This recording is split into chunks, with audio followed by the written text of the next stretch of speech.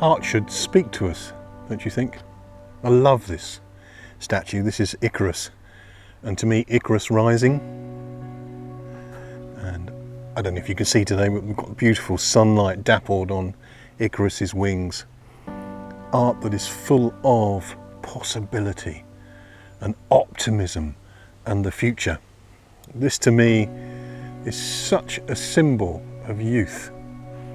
You know, when you come into life and you think, I've got everything to live for and everything to reach for, everything to aspire to.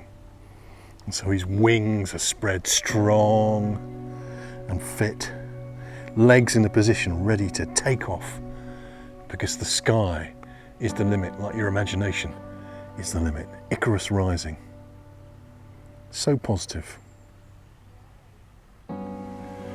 There's an example of that glorious light, dappling on perfect wings, filled with perfect optimism, perfect hope, perfect vision. It's such a different story to tell here. Another beautiful sculpture of Icarus, but this time Icarus, to me, falling, coming down from the sky, the feathers in disarray,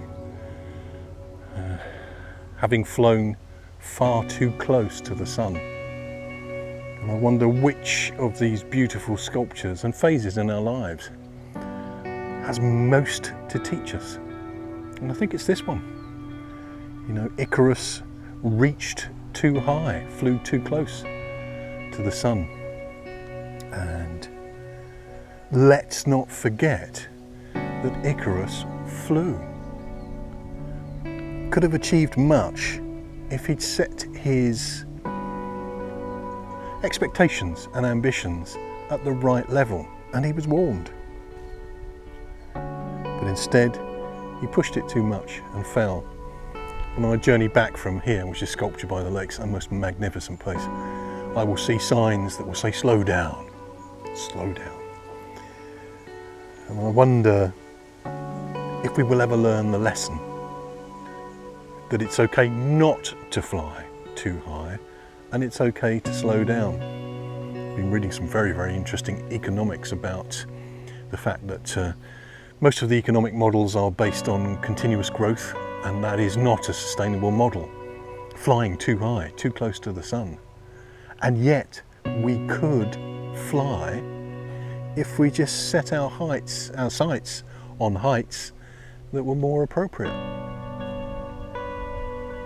Wisdom, isn't it? Will we ever learn? And the ultimate Icarus fall, Icarus falling.